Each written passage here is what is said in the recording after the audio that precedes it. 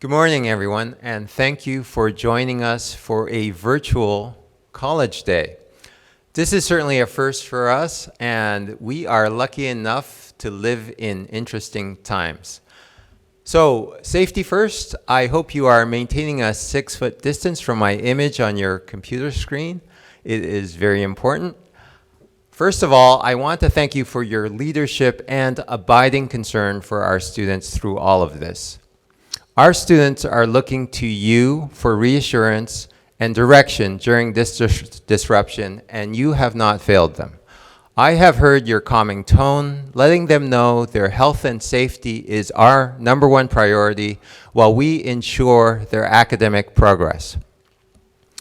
I also want to thank you for your forbearance and patience as we figure this out. We're in uncharted territory, and we'll get through this by working together and having compassion for one another as well as our students. At this month's College Senate, I mentioned the COVID-19 task force, the members of which are staying on top of the issues we are encountering as a college. They have been working around the clock, and they deserve a virtual round of applause. We will hear from those working groups today. I also want to take a moment to thank the union leadership with whom we have been in constant communication to ensure academic continuity and success for our students. Your dedication to our students is nothing short of inspirational, so let's have a virtual hand for our unions as well. We are also fortunate to have the Governor's Office, County Executive's Office, as well as SUNY to guide our decisions. We are following directives from the Department of Health, New York State Ed, and the CDC. We do not act without clear guidance by the experts in these fields. And we are going to do our best to keep you updated on new developments in the coming weeks, starting with nightly updates on anything happening on the college or within the county. And lastly, as a clinical psychologist, I want to make sure you're taking care of yourself and your mental health. So remember the 3 M's of mental health: movement, mindfulness, and meaningful engagement. Movement. This involves exercising your body, getting some fresh air, and just moving around. Mindfulness. This is about bringing attention to the here and now, to your breathing perhaps, but certainly to your embodied state, to get you out of your head from time to time. And lastly, meaningful engagement. This entails having moments of connection with people, sending a text to a loved one, a phone call to a friend, or a smile for a stranger. Research has shown that these small steps have a big impact on your mental health. It is very fitting that this very day in 1901, our city campus building became the post office and federal building. So our building has lasted 119 years. It has seen a couple world wars, the Depression, as well as the crazy 60s and Buffalo's Renaissance. It has survived, as will SUNY Erie. We will weather this storm because we are committed to each other and our students. I truly believe we will come out of this stronger than ever. Thank you for all you're doing, and have a great College Day.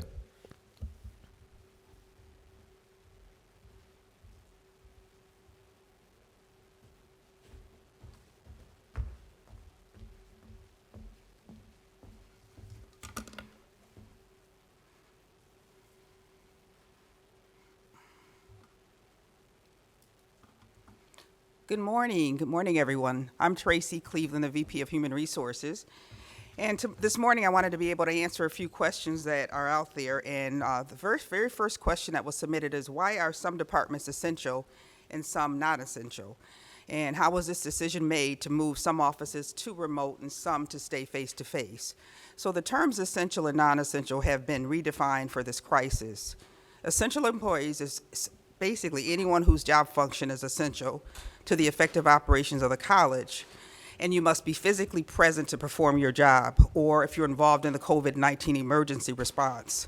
Non-essential is anyone that does not have to be physically present to perform their job functions, or they're not required to meet the core function and programs of the college during this emergency. So can your work be done remotely or not? This is essentially the question. If your work can be done remotely, then you are probably more than likely you were considered non-essential. While many of us have a combination of tasks or alternating with alternating with colleagues to cover face-to-face responsibilities. Overall, we're trying to maintain college operations, our service to our students, and while we're optimizing safety through social distancing. The next question that was submitted is, what is the college doing to ensure the safety of staff and faculty who are on campus? There are several things that we're doing. The very first thing which we started to do is to go from seated classes to distance education.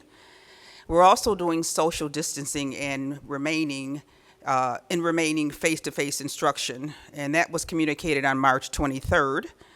And we're also instituting work from home to increase social distancing.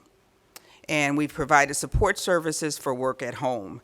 And I know that there was an email that went out last night that talked about EAP. We do have EAP services for everyone.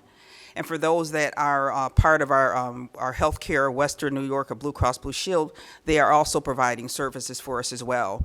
So you should check your email from last night and you'll see additional information regarding those services. Our maintenance department is doing enhanced cleaning, so you'll see them around the campus cleaning doorknobs and cleaning doors and mopping floors just to make sure that we sanitize every area.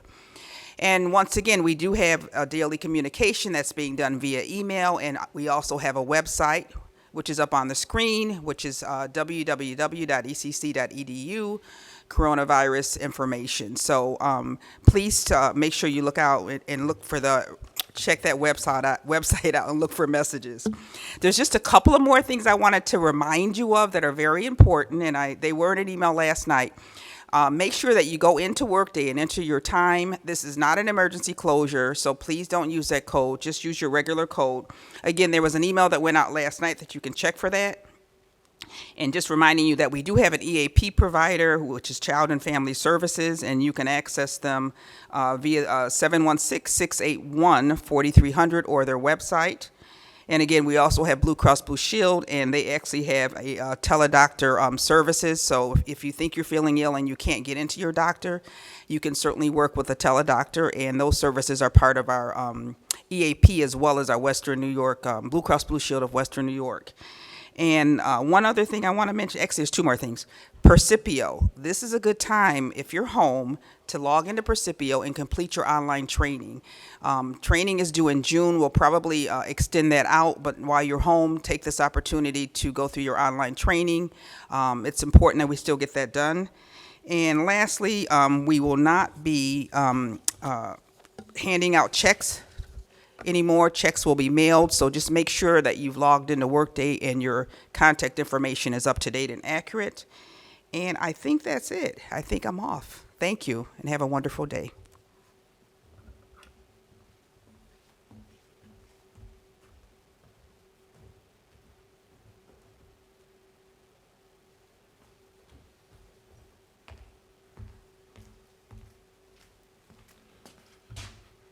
Good morning, everybody. My name is Tracy Gast. I'm the Vice President for Security and Facilities Operations.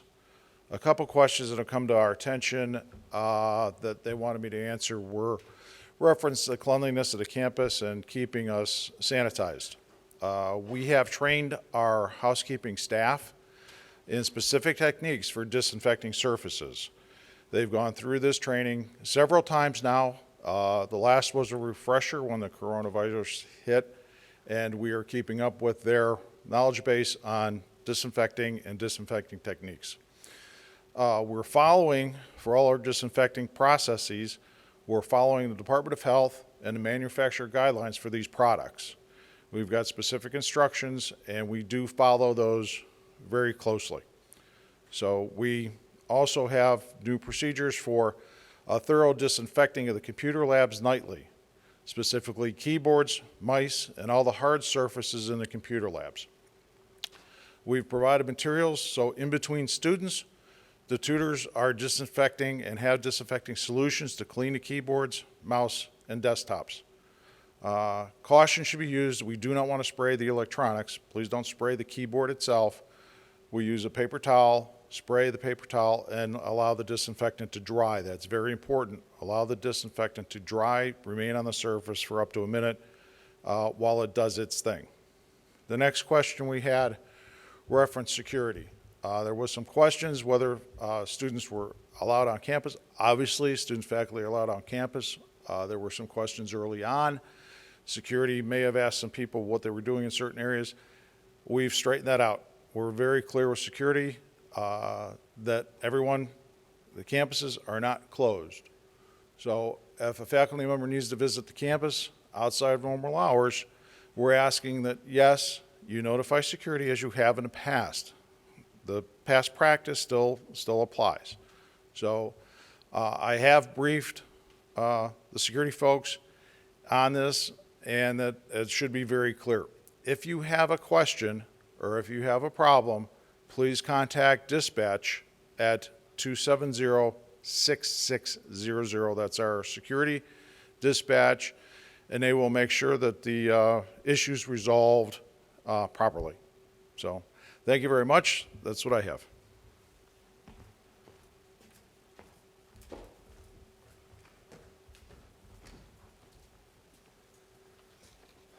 Good morning. As you may know, my name is Douglas Scheit. I'm the Provost and Executive Vice President here at SUNY Erie. And I just want to say, express my appreciation to Marianne Partee and Dorothy Joseph. We had an amazing college day planned. Things have changed very quickly. We hopefully will resurrect some of those presentations in the future. I was very much looking forward to a great day of professional development. But I also want to thank, by the way, Joe and Ryan from IT who are making all of this happen virtually. So today, although I'm provost, I'm really representing the academic work group of the COVID-19 task force here at SUNY Erie. We have a task force that's been put in place, broken down by various functions, and you've been hearing from the chairs of each of those work groups, from HR and student life and so forth across the college. And we have, in fact, been literally meeting daily, at least once a day, usually more, to work on this. The first thing that I want to say is thank you. I want to say thank you to everyone, because the effort to revise everything that we do cuts across the college, from the leadership, the existing leadership, the COVID-19 task force, and of course across every single faculty and staff member adapting to this, and then of course our students adapting to the changes in their experience as a student. By the way, I also want to thank the chairs of our COVID-19 task force, Amy Yoder, Dean of Students at South, Mark Pacholik, and Mark Connors. They have been doing amazing work to guide us as our incident command. And of course, the members of the COVID task force in each of the work groups. But most of all, it is everyone's efforts that are making this happen to the level of success that we've had so far. So thank you. I understand that every single person is adapting to changing times, not only the circumstance that's happening today, but the circumstance that might change tomorrow. Just to give you an idea of the kinds of things that we have to do in terms of adapting to our COVID-19 situation, the context of our college is large. We have a lot going on. This semester, we have 9,907 students in our credit-bearing classes. That is in 2,452 sections, and of those sections, 900 are in labs, lecture labs, or clinicals. And I mention that because those types of instruction require some form of hands-on, face-to-face that creates more of a challenge with regard to social distancing. We also have, now this is from fall 18, I didn't have this semester's data, but 804 faculty in instruction, 292 full-time and 512 part-time. In addition, we have, of course, our non-credit offerings and all of the people and offices across the college offering different forms of student support, from counseling to bursar to financial aid to facilities and cleaning, every other staff person who works together to make this college serve our students so well. That's a lot of people, that's a lot of moving parts, that's a lot of operations, it's a lot of functions. And as I said to the legislature last week, every single one of those people doing every single one of those functions in every touch point with the college probably has to modify and adapt given our COVID-19 situation. So there's a lot going on in everyone's lives. And again, I go back to thank you for rolling with this as patiently and as successfully as you have. So with that being our context, I want to share with you the timeline so far. I'll be talking about what has happened, what's happening right now, and what will be happening as we move forward. So, believe it or not, it was 2 weeks ago on Monday, the 9th, that I had drafted a what if. What if this COVID-19 thing moves forward and we have to do things differently? And I was working with our provost leadership team, the deans of students, the academic deans and vice presidents, the vice provost, Fabio Escobar, and vice president of enrollment management, Steve Smith, and started saying, well, let's get this together and make a plan so that we can get our academic side of the house and our student affairs side of the house ready before something happens. We had great plans to distribute this what-if function. We were going to be ahead of the curve. We were going to distribute that that memo and that plan at the close of business on Wednesday, March 11th. And on Wednesday, March 11th, I was in a cabinet meeting with the president and the cabinet, and the governor announced that SUNY and CUNY was moving to distance learning, effective March 19th. Okay, so that meeting ended, and I went back to my office without the assistance of the people that I work with of the deans and the academic deans and deans of students, and needed to completely revise the what-if plan to the, okay, it's actually happening.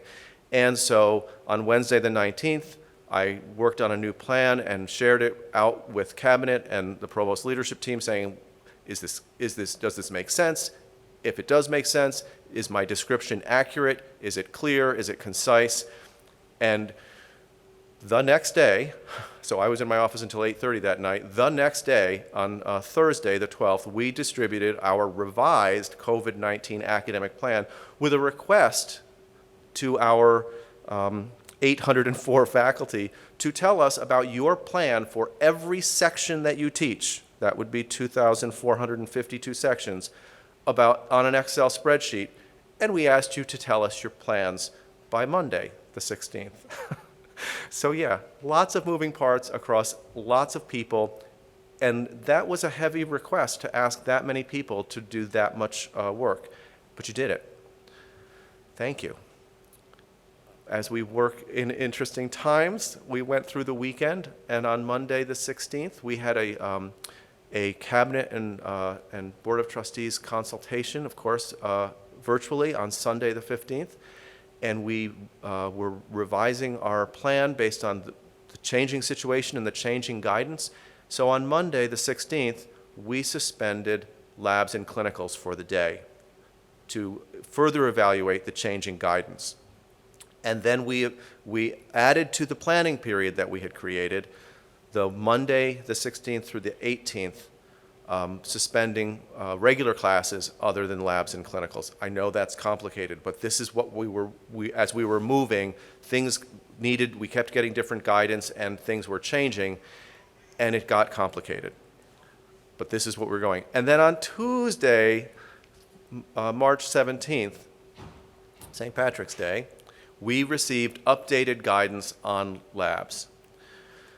So with a revised directive regarding face-to-face labs, we added the labs to the planning period. In other words, suspended face-to-face labs from Wednesday the 18th through Sunday, March 29th. So that meant that we had suspended face-to-face classes and labs with existing online classes and clinicals possibly continuing based on the instructor and based on if it was a clinical, whether the host was allowing our students to continue. So the timeline so far, I apologize, it was complex as we moved through literally a week and a half of changing circumstances, changing guidance, and trying to communicate as clearly as possible what was very complex to very many people about very many sections. So I appreciate your patience and rolling with a complex situation and complex planning, but you've been doing great. So I would say that this, I'll add in, this is the SUNY Area's awesome slide. So the current activities. The faculty are currently in the planning period. So they're working hard to modify their instruction to increase social distancing, changing the modality of their instruction. So in that, we had several to-dos.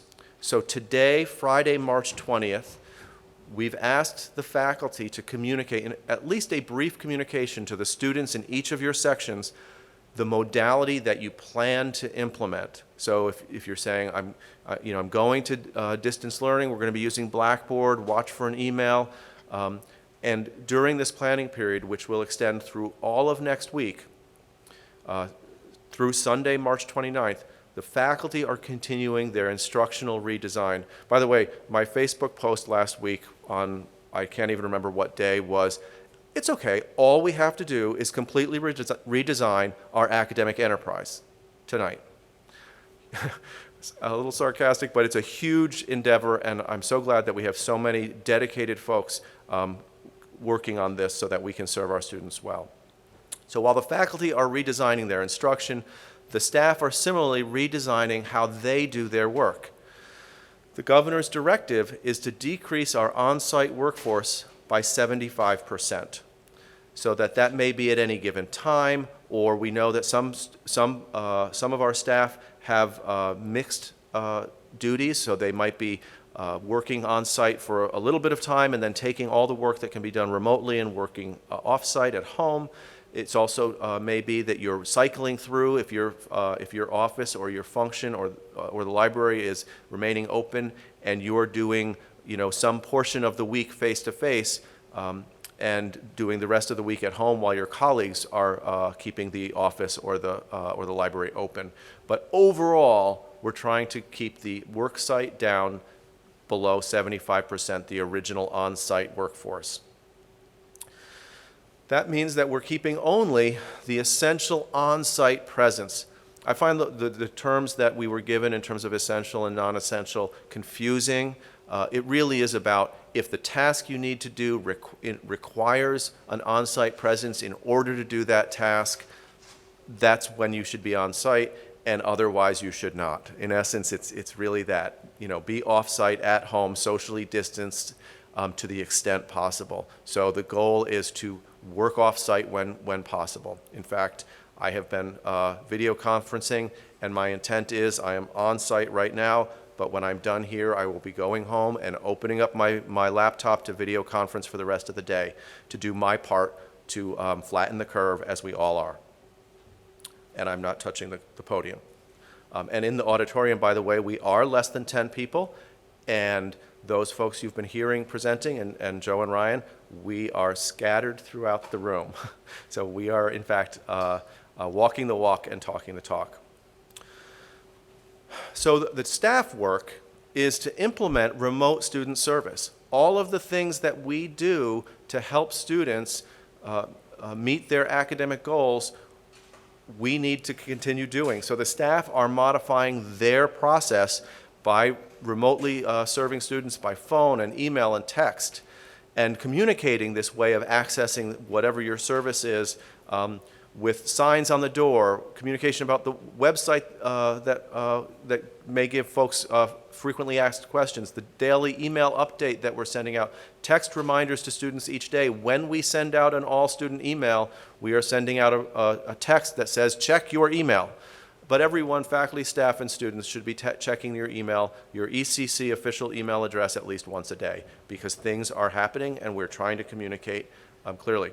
And of course, the staff work, there are staff who in fact either fully or in part, need to be on site to do their work because of whatever that task is requires an on-site presence. So the staff is trying to define that with their supervisor and be present when we need to keep the college operating to serve students. So that's what's happening currently. Next steps. So we're in the faculty planning period. I've asked the faculty to do a full communication about your instructional plan no later than Wednesday, March 25th.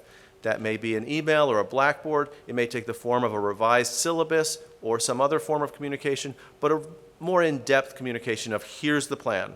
And then to implement that revised instruction by Monday, March 30th. Yeah, that's a lot. Fall registration, interestingly, opens on March 30th. Remotely, of course, and so we're going to revise that work. We're going to ask the faculty advisors to check in / outreach to your advisees and the students in your sections sometime during that week of the 30th. Remind them that fall registration is open because we will get through this and the fall is going to come and we're all going to be teaching again. And students need to register and do that work. But also it's a great opportunity to check in with students to see if they're having any difficulties and help them find the solution to any questions that they have. If it's about their courses, of course, direct them directly to the instructor of the specific course. And then if it's about some functional service at the college, we are trying to get that information out and on the website with regard to what's open and when and how to contact. Most functional offices, their phone number, their main access phone number should continue with forwarding. If the office is not staffed face-to-face, it will be forwarded to someone working from home. Most importantly, or one of the many important things, is to communicate. There are questions, there are things that are changing, doing things differently. The most important thing is to communicate. Communicate with your colleagues, communicate with your supervisors, communicate with your students. Staff. Again, the staff are working and will continue to work on implementing the on-site workforce reduction and maintaining student service remotely. That's easier said than done, but it's already happening. Those challenges are being worked out. I fully expect, and I kind of believe that right now it's a little chaotic, but by Monday morning, I expect that we're going to be pretty smoothly accessible and responding, perhaps even today. I think a lot of folks were trying to figure it out yesterday since we have gotten some of these guidances pretty abruptly during the week. And again, very important, communicate. Communicate with your colleagues, your supervisor, and the students. Okay, so those are our next steps. We did receive a few questions for College Day, and the ones that were relevant for me. Some students have expressed concerns with taking an online course. Can they receive an incomplete instead? Yes. Students may request an I. Faculty will create the incomplete contract as usual. We are waiving the 75% of the course must be complete to request an I because we are earlier in the semester than 75%. We're not waiving other requirements as a college, although I encourage faculty discretion and judgment. But for example, one of the requirements is you must be passing the course at the time of the request. And that, as a college policy, may remain as the expectation for. Another question, can we extend the withdrawal deadline for students so they can try their course for a week and decide if they want to withdraw after that? So this is an example of how fast things are changing. So this slide I created and sent out this question to our registrar and financial aid, and we loaded the slide deck and I got the answer. But I have a more detailed answer. I did check with the registrar and financial aid, and let me read to you my update. We do have the authority to change the withdrawal date. Currently, by the way, modified instruction will begin on Monday the 30th. Our existing last day to withdraw is Friday, April 3rd. So they will have that week to decide, but we can take this up amongst the college leadership if we want to further extend that withdrawal deadline. No, with regard to withdrawal, I do want to note that if a student is thinking about withdrawing, please refer them to a counselor or financial aid, because we are before the 60% threshold of the semester being complete, which, unless they've waived or changed financial aid guidelines, which they are doing quite a bit, but it will have significant financial aid implications if a student withdraws before that. So please refer folks who are thinking to withdraw, either from a course or from the college, to a counselor or financial aid. We don't want folks to be inadvertently harmed, although guidance on these things is changing daily. What are students supposed to do if they are on academic or financial probation? Counselors continue to work with students on academic probation, again, remotely. Students on financial aid probation should consult a counselor or financial aid directly. As we all know, those rules are complex, and they have important implications for students' continued eligibility and success at the college, so we want to direct them to the experts. And in conclusion, I want to say again, thank you. This is an amazing challenge across every individual, across every function of the college, and I am really impressed by the work that every faculty member and every staff member and our students is doing to adapt to a complex, changing situation.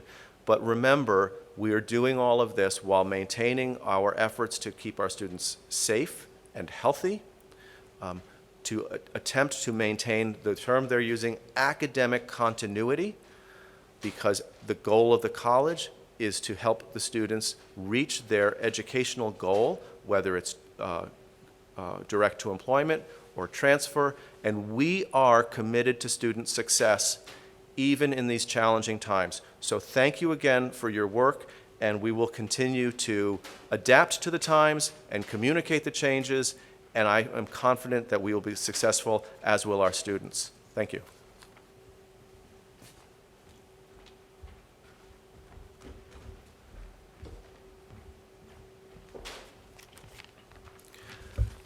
Good morning. I'm Jason Perry, the Dean of Students at North Campus.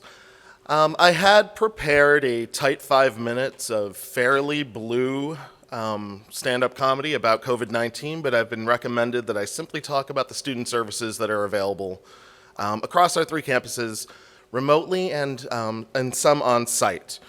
So to kind of give you an overview, many of our student services have moved within the last 48 hours to entirely off-campus and remote access.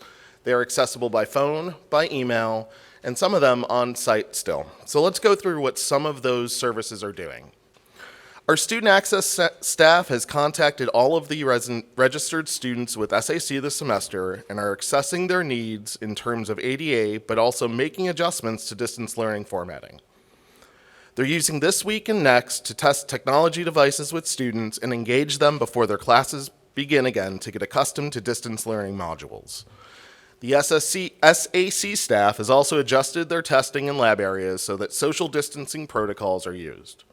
If staff needs assistance on clarification of ADA guidelines for their online course, they may reach out to the campus SAC. Veteran staff have contacted all veteran students, assessing their needs and making sure that they are connected and ready for distance education.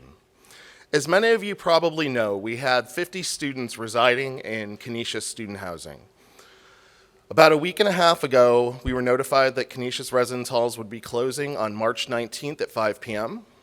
Just this morning, Canisius has indicated that they will not be reopening those residence halls.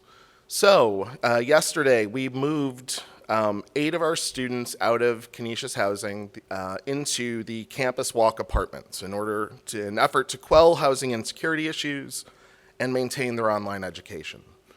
The other 42 students have chosen to either go home or live with family in the area so that they can complete their education online. We provided these students with a gift card to Tops Markets and food from the campus food pantries so that they don't have to worry about their food over the next few weeks. Our engagement coordinators and Student Government Association have been working on engagement activities for students once they're moved online, including a digital presentation on Women's History Month and a virtual town hall the first week of April to answer questions and provide students with a forum to connect and be heard. All international students have been communicated to regarding their SEVIS status, and we've made them aware of the recommended COVID-19 preventative and isolation protocols. Staff will be working with them to assist with any issues moving online for their courses. The Applied Learning staff will be reaching out to faculty who employ applied learning initiatives to assist with assessing their needs and developing alternate assignments in the coming weeks. The Office of Special Programs, Say Yes, EOP, Men of Merit, MOMS, Yes, Middle Early College are all in the process of contacting over 900 OPS students to help with the transition to an online distance learning environment. OPS students completed a brief survey on the 18th, which aimed to assess their technology, personal, and educational needs. Based on the survey's feedback, students are being case managed and linked to appropriate services and technology training. On-campus mental health support that is offered through Horizon Health Services has moved to a telephonic and telecounseling format. If you are in need of this or have students in need of this, please contact Horizon Admissions for an assessment and an appointment with Dr. Takana Truitt at 716-831-1800. Due to the move of a distance learning format, student transportation will reduce shuttle services within the next 2 weeks. The reduced service schedule will be communicated to the community and posted on both the student transportation and COVID-19 web pages.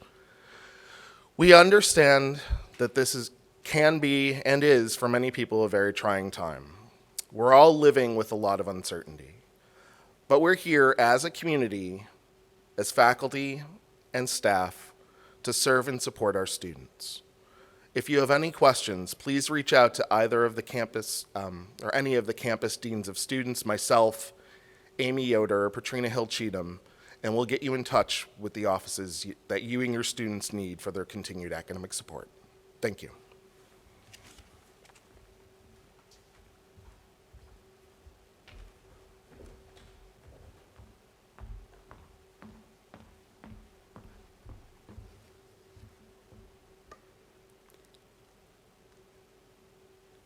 Good morning. My name is Paula Sandy. I am the Director of Marketing and Communications here at SUNY Erie. I just want to take a few minutes this morning to provide you with a brief update on our communications efforts and everything we're doing to keep you up to date on what is happening at the college.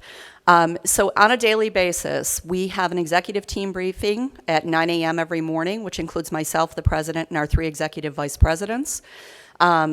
At 10 a.m., we will do a message to the campus community as needed for any emerging situations that took place the night before. 11 a.m. every morning, the COVID-19 task force meets. So we get briefings from each of the groups that were talked about this morning prior to my arrival up here at the podium. 2 p.m., there is a cabinet briefing every day. And then between 7 and 7:30 every evening, you will receive a nightly update from my office regarding what is happening at the college, anything new that you need to know, maybe reinforcing some of those items that are changing, especially our service hours for our students. The process for getting your communication to one of those briefings that go out, those nightly updates that go out, we're asking that you either put your communication through your academic dean or it goes up through your department head. Those items will then be put forward to our vice presidents or our executive vice presidents. So on those daily briefings that I'm in with both the EVPs as well as the cabinet, we can get all of that information in a concerted effort, because what's happening right now is we're seeing a lot of questions that are repeat questions. So we want to make sure that we're answering as many of your questions as possible in as an expedient and manner as possible. The student email account that we set up, and you are also welcome to submit things through that, questions at ecc.edu, does come into the marketing office, and we're answering those as quickly as we can, but you can imagine that inbox is getting inundated. So if we can take a lot of those questions to fuel those nightly updates, we're doing that as much as possible to ensure that we're keeping you up to date as best we can right now. Right now, these nightly updates are going to continue for the foreseeable future, even if it's a repeat of some information that we think you need to know. But we expect that there is going to be significant change in the next couple of weeks, especially as we look at hours and changing the modem for students to actually access their online content. So we want to do our very best to keep everybody in the loop as to what's going on at the college. If if you have any questions, feel free to put them through the questions at ecc.edu, or put them up through your academic deans and/or your department heads, so we can try and get the information out as best we can, as quickly as we can. We are actually going to take a brief break right now as we reset and wait for Pat Ryan to come up and come online to do some training with you for your online modem for your classes. Thank you again for all that you're doing for our students and for our campus community. It is truly appreciated, and we're looking forward at some point to getting ourselves through this and getting everybody back to campus healthy and safe. Thank you.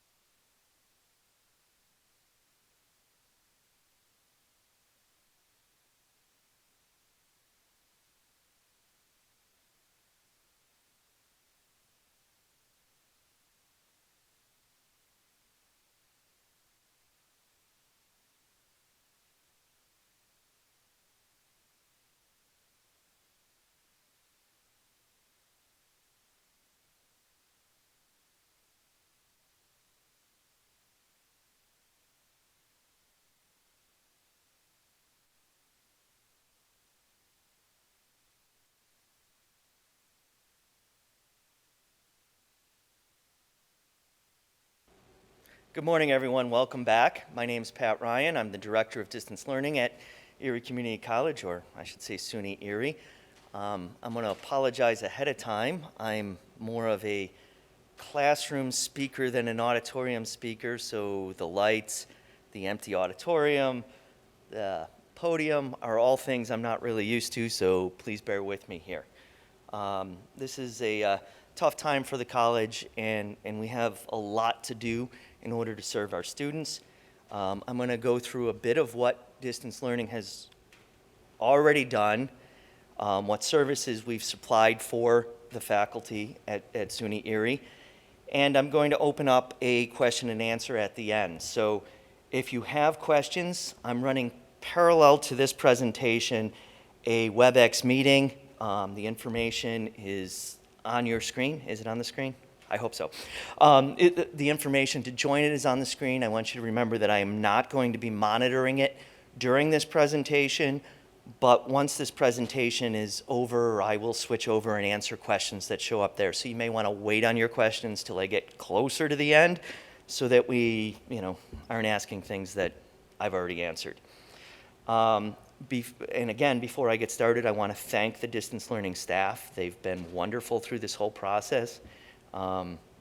They may not be happy with me. They've been working really hard the last week, but I want to thank all of the distance learning staff. I'm going to go through them real quick here. I want to thank Carl Siebert, Scott Silverman, Renee Wooten, Mark Craig, Diane Rickey, Catherine Troutwine, and Derek Parsons for all the great work they've been doing this whole week.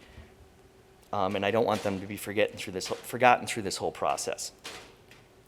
What have we done so far? Well, in anticipation that we may have some issues and have to move courses online, Carl and I sat down and put together a schedule where we moved our instructional designers out to the 3 campuses. Normally, our whole staff is scheduled or works out of South Campus, but we wanted to make sure we had faculty or instructional designers on hand for faculty at all 3 campuses.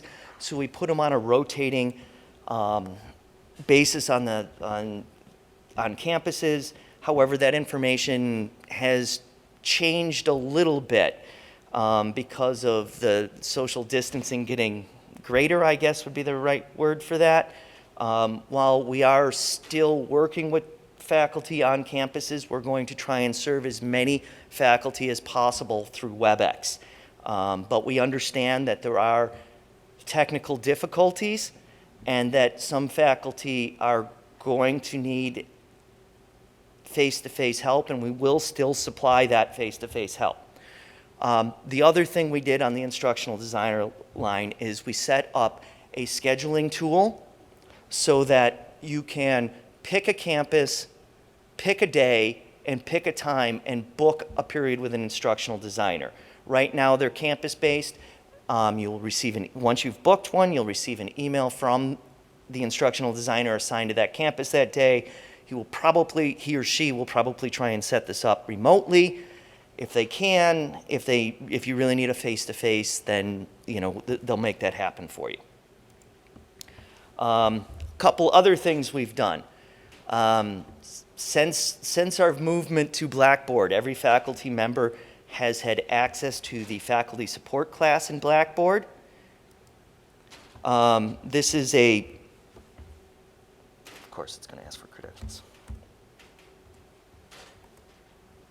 This is a support class for faculty. All of our faculty training is done through that course. But what we have done is our normal training. Let me back up a little bit. I apologize. This is back to the empty classroom, or empty room and the bright lights, so bear with me a second. Normally, all faculty who want to teach online have to complete 10 hours of training. The first 4 hours is what we've called a Blackboard Basics. In the past, what we've done is required faculty to email us to get access to that section of the faculty support class. But because of the great need right now, what we've done is open the Blackboard Basics training to all faculty at the college. You no longer have to request permission to get in there. all of that content is in there. And in the whole training scheme of teaching online, this is the first 4 hours of the 10 hours that are required. In addition, we've developed a COVID-19 toolbox within faculty support. This COVID toolbox gives us quick videos, all under 5 minutes, and some PDFs to show you how to do different tasks within Blackboard. We've organized it by different folders with different content in each one to help you set up your Blackboard class.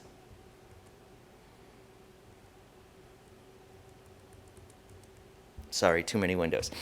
The other thing we have done is we've reached out to chairs to offer department-based training for your department. So we're setting up with the instructional designers one-on-one training, and then we're also doing group workshops when requested. I'll talk a little more as we get going here.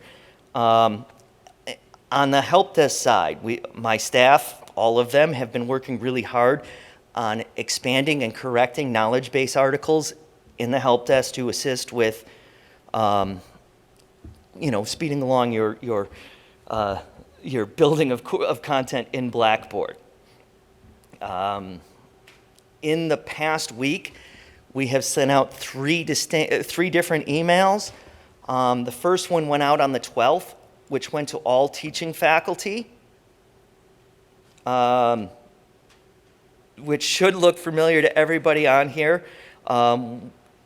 If you do not have it, email me and we'll send you another copy. Basically, what we talked about is the services I just went over, how to log into Blackboard, and a couple of other things that are useful to you. Second, on Monday, we sent an email to all students at the college. I'm not going to pull this one up, but basically we've done the same thing. We've told them how to log into Blackboard in case they didn't know, how to access the student orientation class, which they're all enrolled in, which gives them a series of how-tos and how to connect to different services. We gave them the information on how to reach out to our distance learning mentors and how to access the help desk. And finally, on St. Patrick's Day, we emailed the chairs and department heads to tell them about the email that went out last week and how to set up a department-based training. Okay, how's it gone? We've been working on this schedule for exactly 1 week. The instructional designers and other staff members have met one-on-one with 53 faculty members. We have also run 3 department-based workshops with approximately 35 faculty members in attendance. Emails sent and answered, I'm not even going to begin to count those. I don't think we have any idea, but I would say it's definitely in the thousands. Help desk tickets, we're not even looking at that data now. We're just cleaning them or helping them and closing them. We have been very busy. And what have we had to show for this? Okay, on March 12th, I was asked how many blank Blackboard courses there were in the college. So for the spring 20 semester, on March 12th, there were 1,199 courses in Blackboard for this semester that did not have a single file in it. This accounts for about 45% of all of the courses we're running this semester. What I'm showing on this chart here is the number of blank courses and the percentage of courses that are blank overall. As of this morning, there was 1,203 blank shells, which means 38.87% of all shells are blank. We've decreased the number of blank shells by 14.68% in 1 week, give or take. Okay. Now, accessing the services we've provided.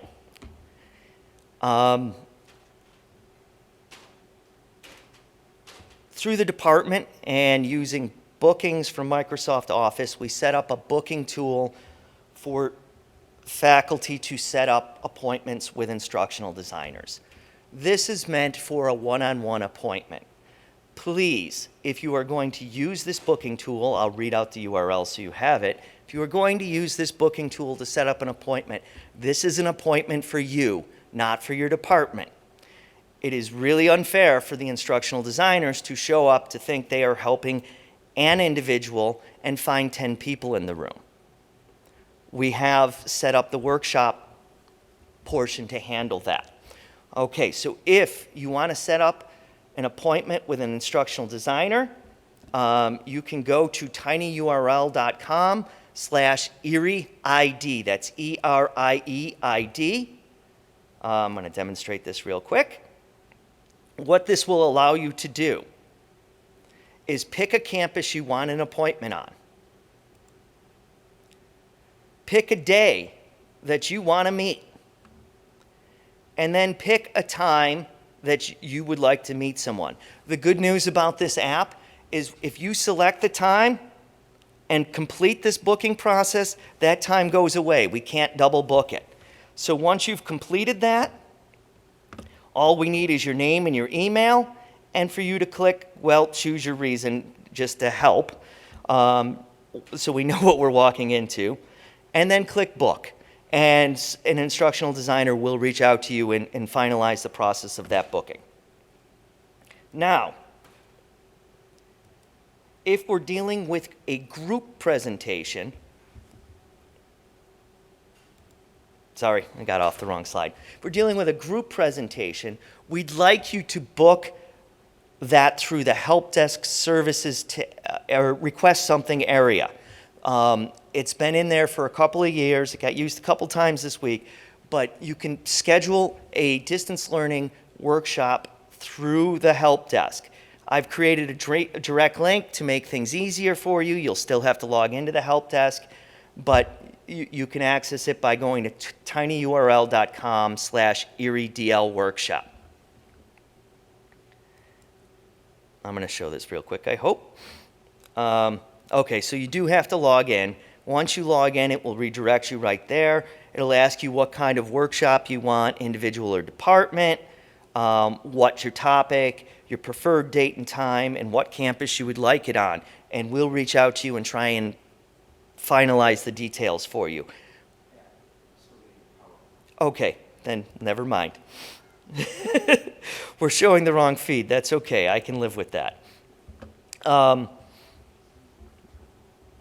All right, so apparently I can't show that for you right now. I apologize. This is my first time presenting on YouTube Live like this, so it's a little nerve-wracking. All other distance learning issues. If you're having a problem with your Blackboard course, you need someone added, you're requesting assistance, things that can't be handled with the workshop or the individual meeting, we're requesting that you go to the help desk and put in a ticket for these issues.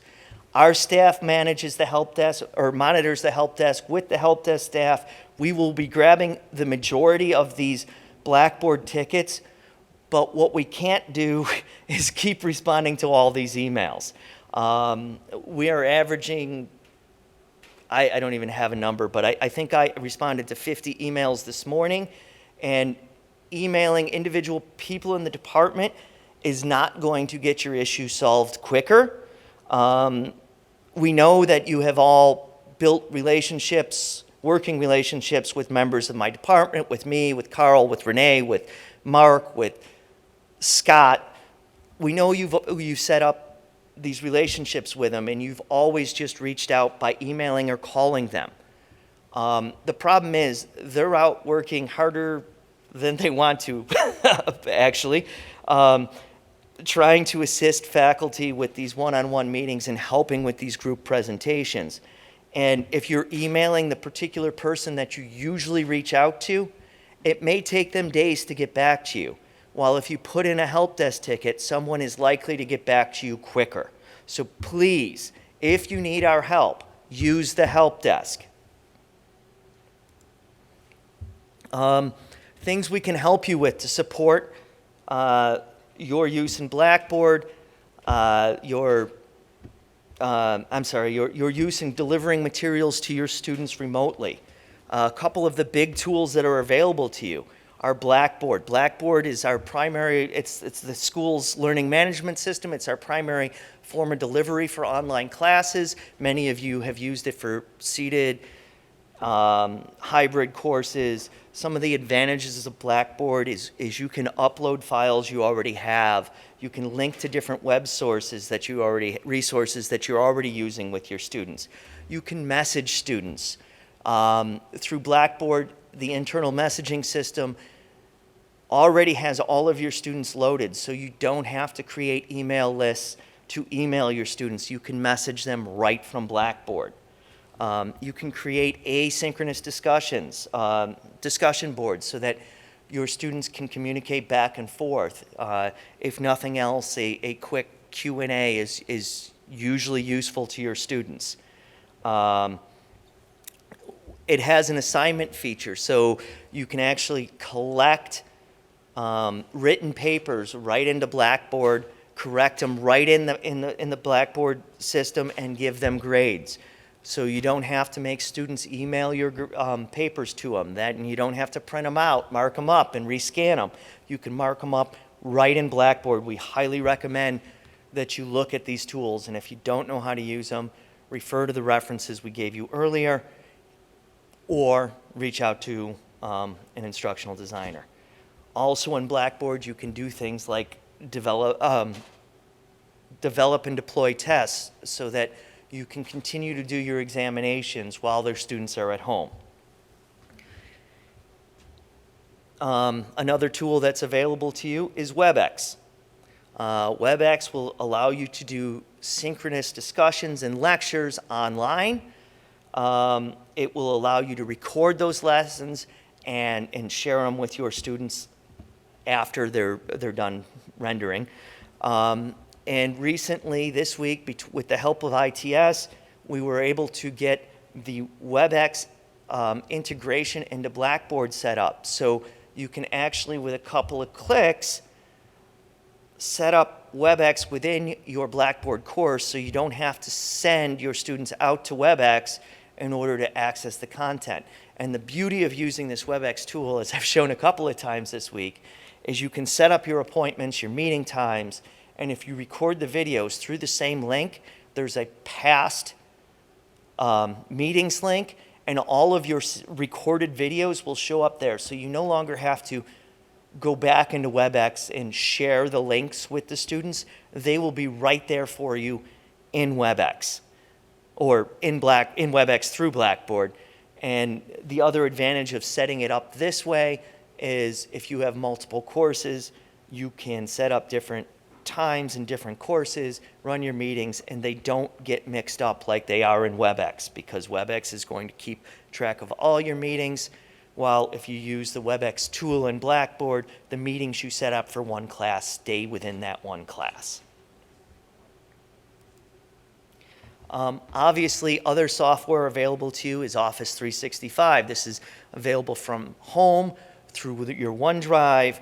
It has all of your standard tools that you're used to using on your computer, Word, Excel, PowerPoint, and there's a lot of other neat features we found in there that we've adopted for one purpose or another. Stream allows you to store videos and then link them into your Blackboard site. We obviously, because of the file size of courses and accessibility issues, we don't want your videos put right into Blackboard. You're best to put them in Stream and then link them back into Blackboard. However, before you set up a Stream account, you must request the channel through the help desk. Other tools that we have found were useful is Bookings. Bookings is an interesting tool that allows you to set up an appointment scheduler that works with your Outlook. This is the tool we're using to book the individual appointments. So you may need a way to schedule appointments with your students, and this tool seems to have helped us quite a bit on the deployment of instructional designers. It may be something you may find useful for other services you're applying or supplying here at the college. And then there's other tools like Whiteboard, and I'm sure there's a variety of other ones that people will tell me after this presentation. But you have a lot of software available to you immediately. Another thing to keep in mind, your students are going through stuff too. We have a hard time right now with, figuring out how to move from 270 online sections to 2,700 online sections, or at least that's my Blackboard count. That's a lot of material we have to move online, and I know it's hard for us. Not me particularly, but for you, the faculty. But I want you to remember that your students are also having a hard time. We want to avoid purchasing a product for them to use because it makes your life easier. Because I want you to remember that, as you drive around, look at all the businesses that are closed. These students work there.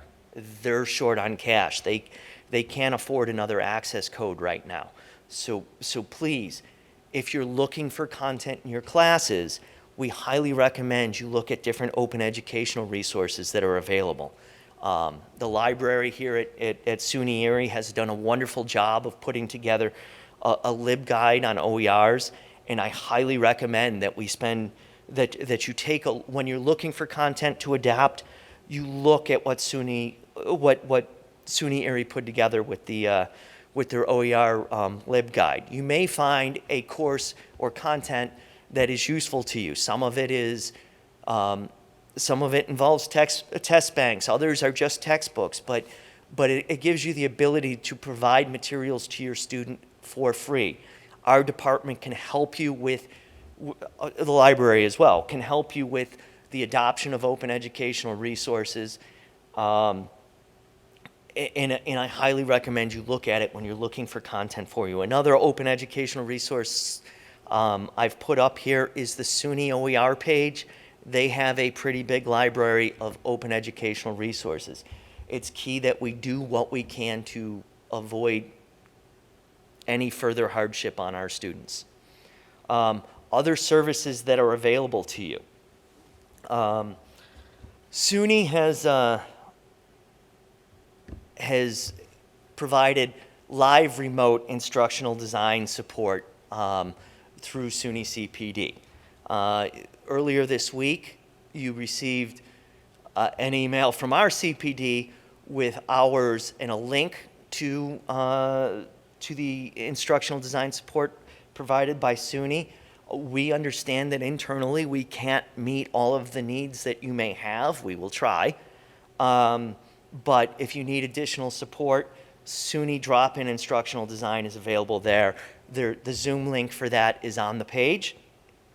And they've also developed a SUNY Remote Teaching Clinic, which you can register through SUNY CPD. Again, this information was also in the email you received from our CPD on, I believe it was Monday. Now, this is hard because I have no one in the room, so what I'm going to do, hopefully, see if this works. At the beginning of this presentation, I opened a WebEx meeting, and hopefully the chat's available. So what I'm going to do is end the formal presentation. Sorry I didn't last 2 hours, but I'm guessing most of you are happy that I haven't. I will, what I'm going to do is switch over there, and if you have any questions, post them in the comments, and I will try and answer the ones I can. Now remember, I'm here talking from the point of supporting you from a distance learning aspect. I can't answer questions about the college's COVID-19 plan or anything like that because I know exactly what you know about that. All I can do is help you with what I know. I'm going to kill the PowerPoint.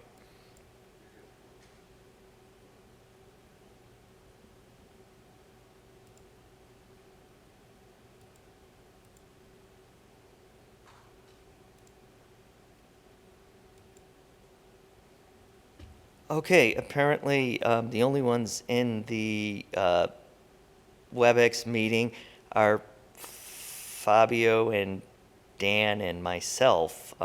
Does anybody have any questions?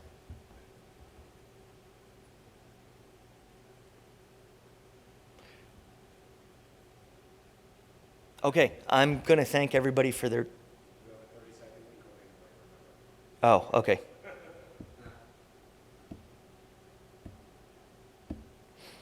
All right.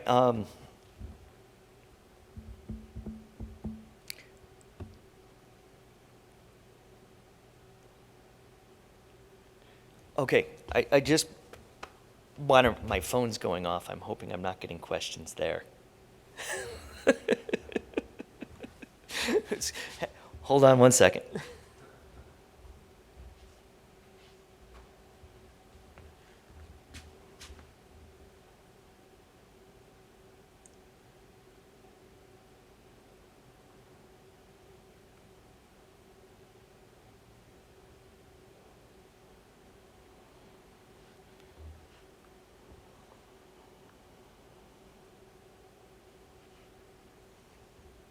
Okay. Apparently, I'm getting questions on Facebook Live. Okay. Let me see if I'm going to try and pull up the Facebook Live and see what I can get from there. Don't put me up live. This is going to be awkward seeing myself up here. What is our SUNY area? Is that what I'm looking for? Got it.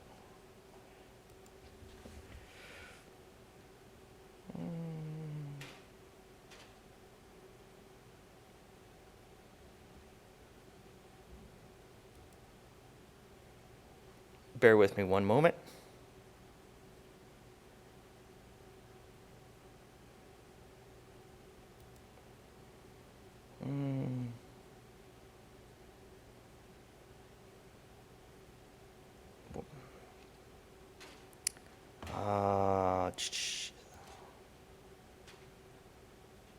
Live stream, there it is. Sorry, it took me a minute to find the live stream. It says content is not available right now. Can you guys get it up?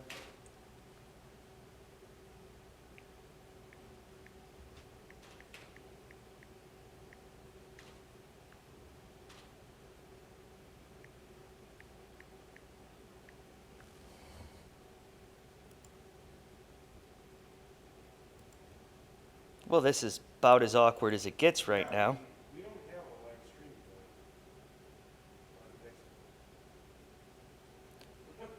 Yeah, I didn't see that. Maybe it's on YouTube. Maybe I'm getting the wrong information. Are there questions coming up there?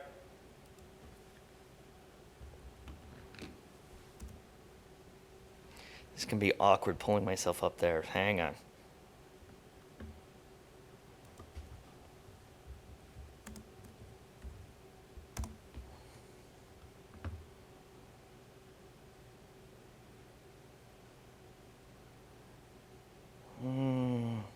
Do you have a URL for the live stream?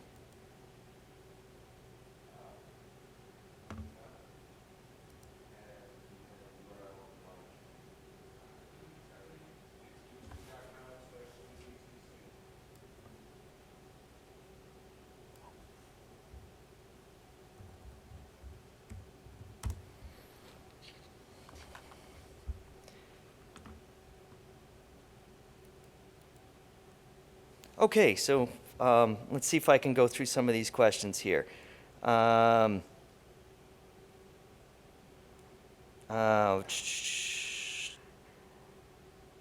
Okay, yeah, sorry about the demos through the YouTube stream. This is new to me. I know there are other ways to. Okay, I'm looking for question.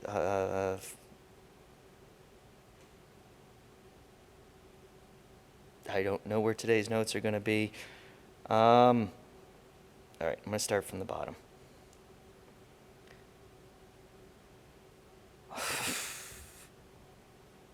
Okay, again, questions about DataTel and other things, you really should go through the help desk.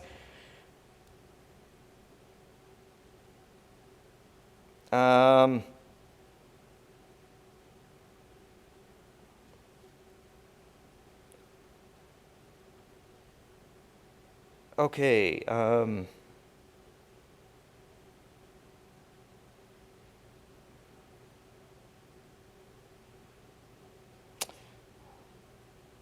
Well, thank you, Mary. I'm just responding to what I see here. I'm not really seeing many questions here that I can answer. Okay.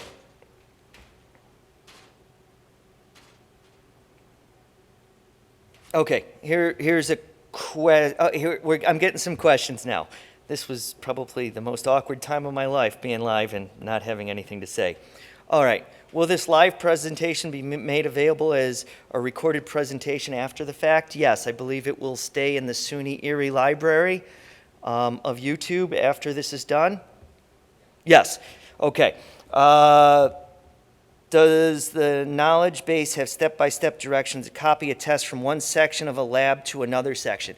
Okay, copying a test in Blackboard is not as simple as copying other things. All of the graded items require some, really all the graded items are connected not only to your content area, they have their own data table in Blackboard, and then they also have their own linking and the grade center, so they don't really come over clean. Graded items usually only come over clean when you're copying a whole course, which we don't recommend copying a course that has content in it to a course that has content. In order to copy tests, my recommendation is if you're building tests that you know you're going to use in multiple courses, I would build all of the tests in one course and then reach out to the instructional design help to help you move those courses to the other one, because it is a process, but we're here to help you with that. Okay. Are we allowed to start online prior to March 30th if we communicated our revised calendar to our students through Blackboard?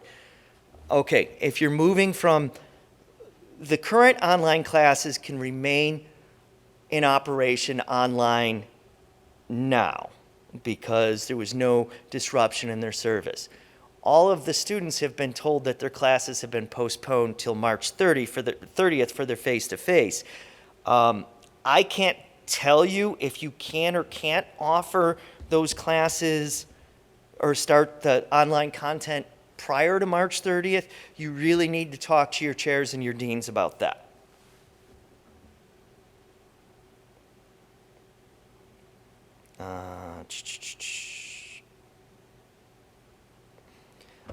Are we allowed to start?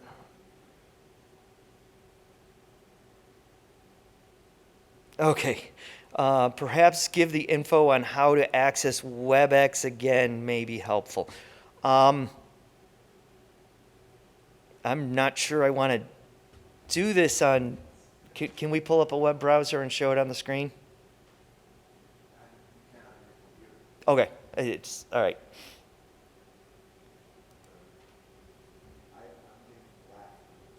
Okay, well, that's fine. Black from, no, I didn't pull the plug. I promise you I didn't pull the plug. Okay, probably, demonstrating, I think we're having technical difficulties seeing my computer at the moment.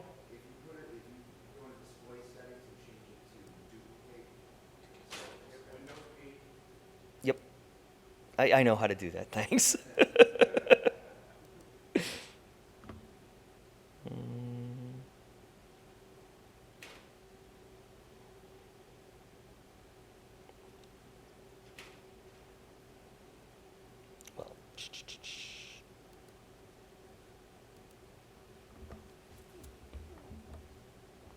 All right, so we're good?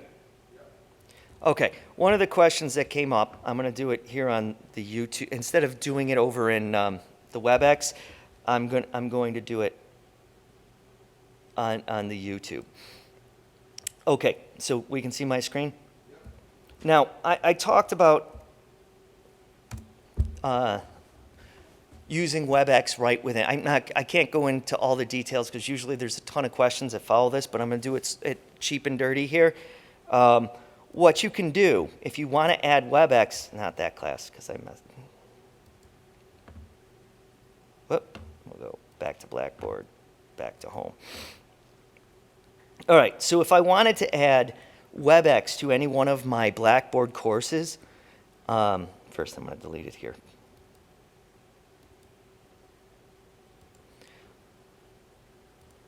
What I can do on my left-hand menu, I have this little plus in the upper left corner. I can come down to Tool Links. I can name it whatever I want. This is the thing that's going to show up in the menu item. So I'm just going to call it WebEx for now.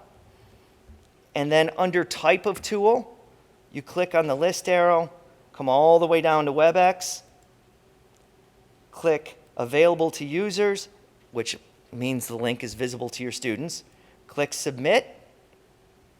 And then at the bottom of your left-hand menu, you will see the WebEx link. You can click on that. It will start the connection to WebEx. The first thing you will probably, when you do this, end up on your setup screen first. The first thing you want to do is make sure under Authorize with LMS, it says Authorized. Careful, because when it's not authorized, it says authorized, so it's a little confusing because the two buttons are one letter apart. So make sure it says authorized, and then pick which features you need. Generally, just virtual meeting is needed. Click Apply, and then you can click over to Virtual Meeting. And right up here in the right corner, you can schedule a meeting. And one of the beautiful things about this, if you plan on meeting with your class on a regular basis, like for instance, I'm teaching a math section at City Campus. I told my students I was going to keep the regular meeting times and meet with them at WebEx. What I can do is set up the meeting time, how long I want it to be, and I can actually set it up to recur. So I only have to do it once. So I can actually, once I set it up, click weekly and put in all of my meeting times and tell it to end on a particular date, the end of the semester. I'm not going to hit submit on this because once you do this, it loads all into your Outlook and that's going to be ugly. So I'm not actually going to follow this process, but once you have set it up, your meeting will show right here. I'll go into a different class and show you what a meeting looks like. And once you're in WebEx, if you choose to record the meeting, which I recommend because not all of your students are going to be able to get in when you want them in there, all of the recorded meetings are just going to show up under this past tab, this past meeting tab, and your students will have access to all of those meetings at this time, okay? So what I did in the section I'm teaching, first of all, I went in, the first thing I did, because this was a seated class, while I have a lot of lessons in there, first thing I did is add a discussion board so that they had an opportunity to ask me questions offline, and these questions would be beneficial to the other students because, you know, I don't want to explain the quadratic formula 50 times when I could do it once and give it to 50 people.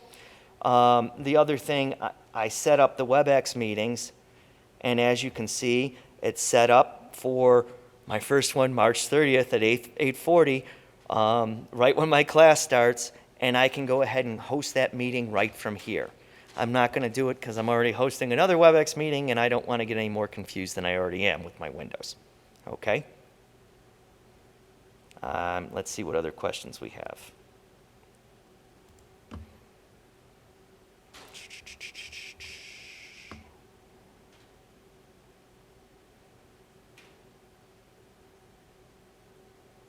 Okay. I think for particular questions about WebEx and playback and things like that, either we should set up an individual meeting with an instructional designer, or if it's a department issue, set up a department meeting. It's a little tough to handle all of these kinds of questions up here at a podium and with a laptop. So I think you're better to, instead of and the question was changing what was seen. I think you need to set up a time with an instructional designer to fine-tune your use of WebEx there.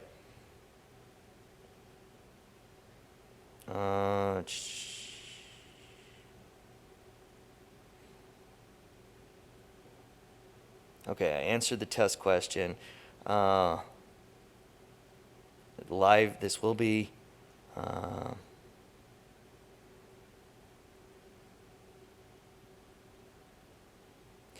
okay. Yeah, the question was, can a PowerPoint be voiced over and posted on Blackboard? Will file size be a problem? Well, we got a couple of problems with that. If we're voicing over a PowerPoint, we're making in pretty much a multimedia item at that point. And once we've created a multimedia item, we have accessibility issues.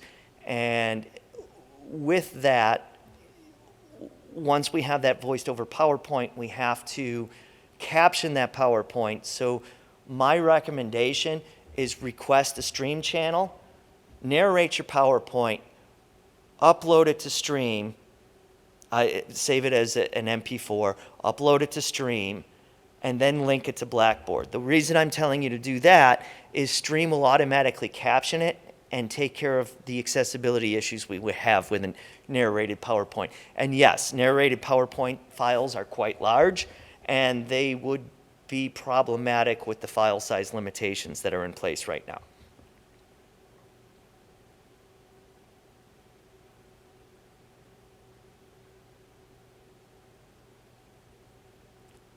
Looking.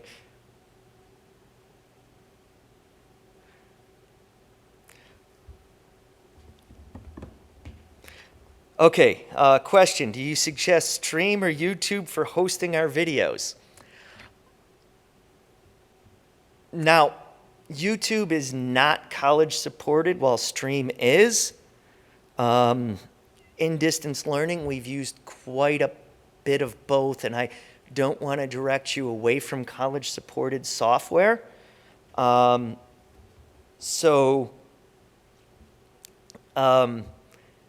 I also understand we're in a difficult time for the institution, and if all 700 and whatnot faculty members suggest the stream channel, there probably would be a backlog on approval and setup of those things. So I'm not going to tell you not to use YouTube or tell you one is better than the other. Both of them will in effect give you the same end result we need for right now, which is a video that has closed captioning.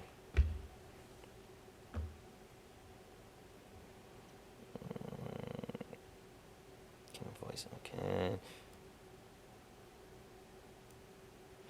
Can you host more than one WebEx meeting at the same time for different groups of students? First of all, WebEx isn't a distance learning software, so I don't have the limits on how many people can join a meeting, so I don't want to get into that part of that. But if you're using the tool link I just demonstrated, then I would say no, because that's class specific.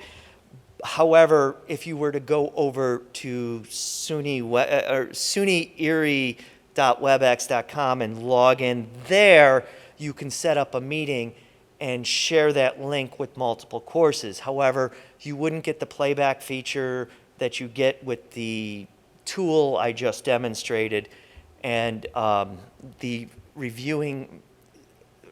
We've got to do some work on taking those recorded links from WebEx and putting them back in Blackboard. They seem to kick out an error that we haven't gotten around to reporting yet. So yes, you could set it up for multiple courses at one time, just not through the WebEx tool. But that doesn't stop you from setting it up in WebEx, getting the link, and then going into your classes and messaging your students that this is where you go for this meeting. So yes, you could hold a WebEx for multiple sections. I don't have a number on 1,000 people. You guys are good. You can host multiple classes at the same time. You could host your whole units at the same time. So you're good on that one. Is anyone using Zoom? Now, Zoom is not a supported product by SUNY Erie. We don't have, as far as I know, we have no license with Zoom. And I know there are free versions of it, but I don't know how limiting it is.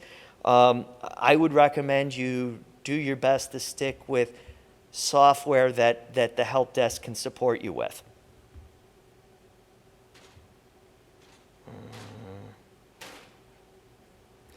if I've missed your question in here, because there's a lot of chat going back and forth, and I haven't answered it, feel free to post it again, and I'll answer it, because I'm trying to go with the most recent at the moment.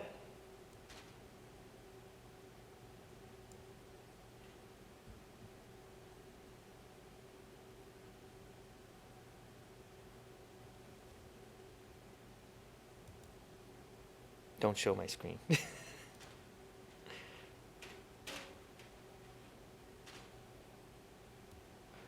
I'm just kind of jumping over to the chat in. Okay, the question was, I have in here, how long will it take for access to stream once we put in the request? I think that now my department doesn't make those approvals. That's done through other folks in the help desk. It hasn't taken long. For most folks that I've seen the request for, they tend to get closed within a couple of hours. However, now I've just told all of the faculty that Stream was available, which I'll probably get yelled at later for. But since there's, I think, probably one person setting all of this up, if they get 100 requests now, it's going to take them some time to to fulfill all these requests, because it is a somewhat manual process once it hits the help desk.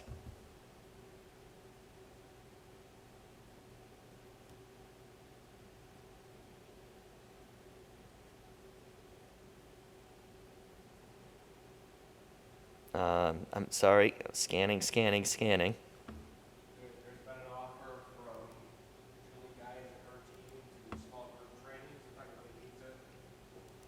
Okay, yeah. Does she have a method of requesting it?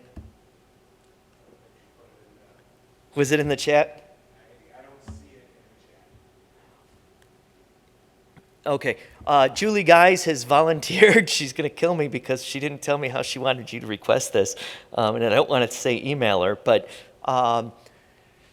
Julie Guys has also volunteered to do some WebEx training if your department needs it, which would be great because I did more than I wanted to this week. But that's also an option. Either I'll get back to you on how she would like you to reach out to her. Sorry, guys, I am scanning 2 different chats looking for questions I can answer. I'm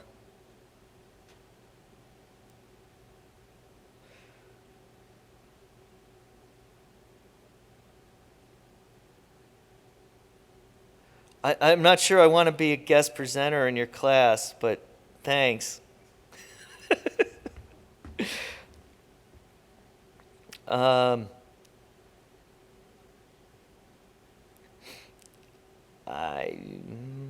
Okay, we've got all kinds of people using Zoom. Like I said, the college is supporting WebEx and not Zoom, so I'm not going to tell you what tools out there to use, but if you ever run into a support issue, we can only help you with college-supported software.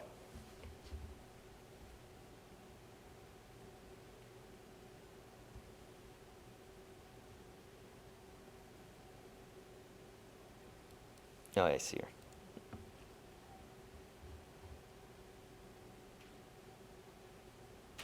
Okay, just for your information, I've got from the librarians that library services are available for faculty and students remotely through libguides.ecc.edu/spring2020.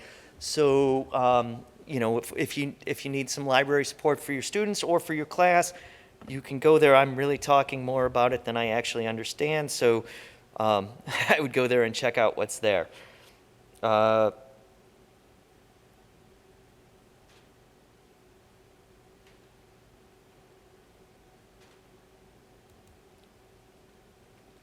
Yes, we're doing it. Okay, the statement was, can we publish the WebEx information? It would be helpful to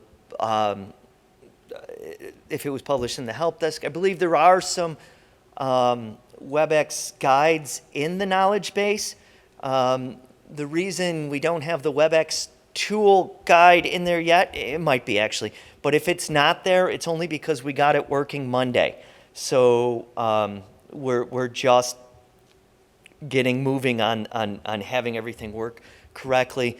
But if we don't have something in the knowledge base on setting up the WebEx tool in Blackboard, it will be there within the next week or so.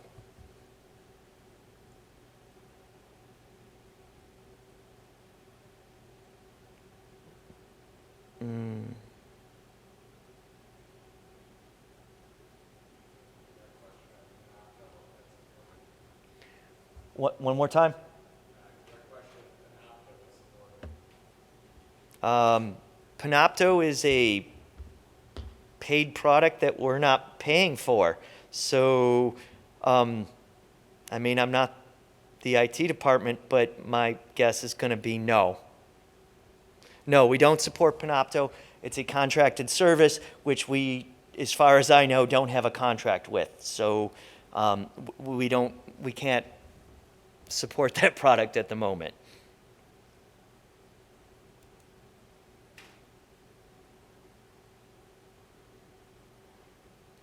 All right, question if I can add a link somewhere.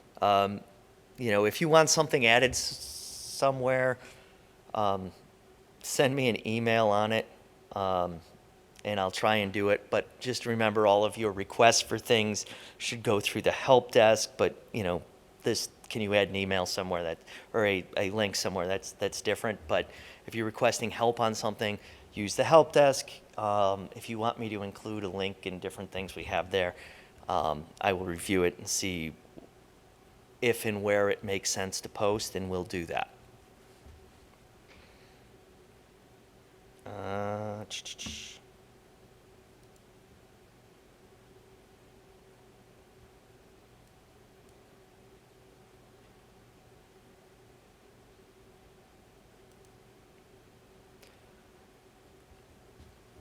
Yeah, I do see this question that Panopto is offering a special, and I don't know what the details of that are.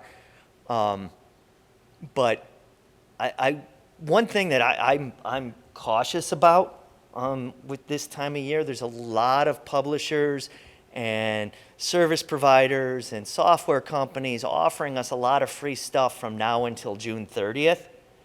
And I would caution folks on taking advantage of those things, because it's not like this whole process it's not like the college is going to all of a sudden have money to buy services that we weren't able to buy before once June 30th comes. So if you're taking advantage of the free until stuff, you have to understand that it's only free until, and then it's gone.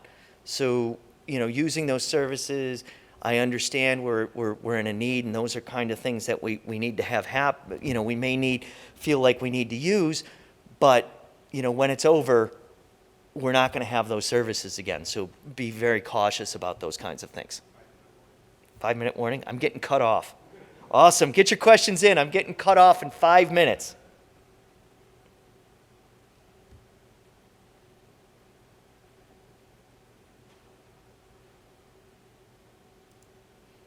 Okay, let's check to see where questions are. Should have just looked at the live feed, right? Okay, does the college have any software to proctor an exam in Blackboard? We have been in the process of looking at a few. However, we were a little behind on the pilot we were looking at, mostly because, things cost money.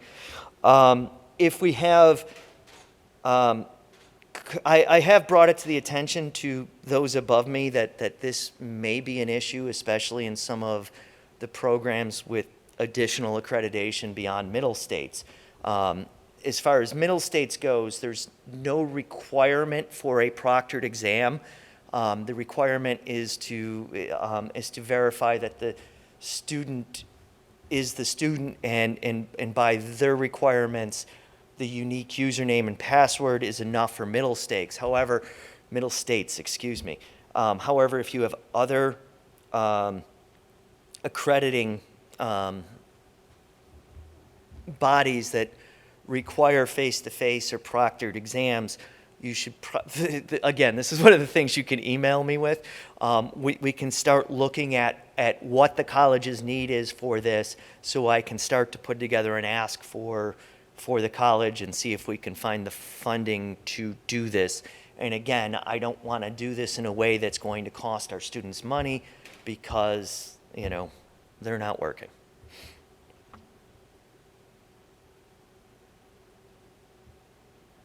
So I hope that answered that question. There is a question, are there two chat windows going on? No, I opened up the back channel through WebEx so that I could get questions, but I'm also seeing questions flying in through the live stream, which is a little more awkward for me to look at because there's a 30-second delay, and I've become more and more concerned about my arm motions. So, all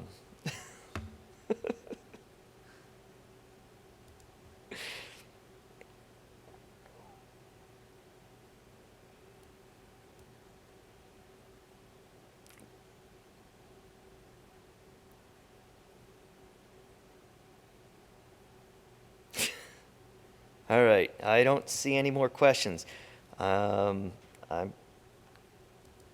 being cut off in 4 minutes.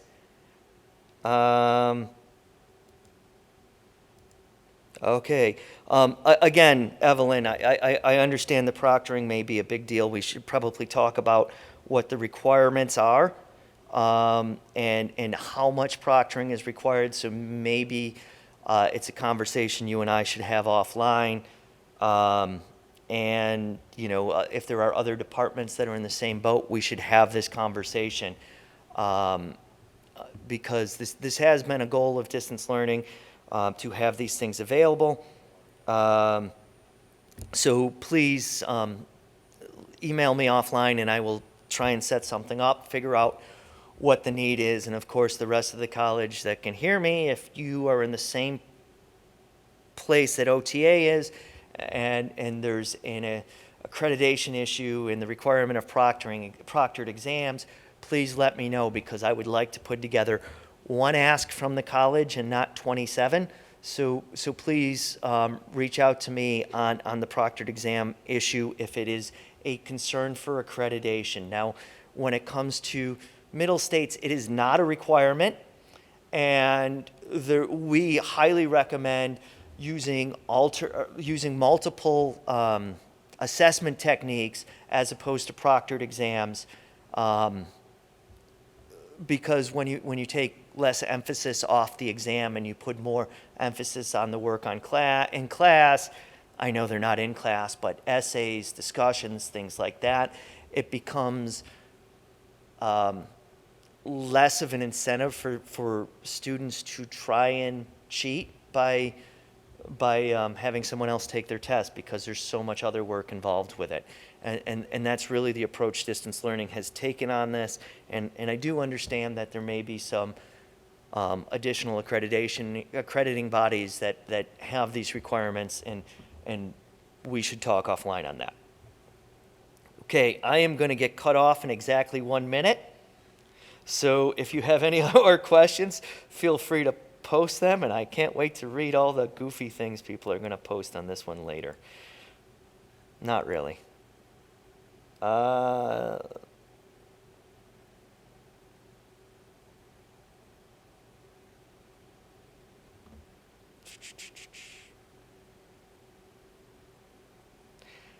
Okay, the next question has to do with flexible.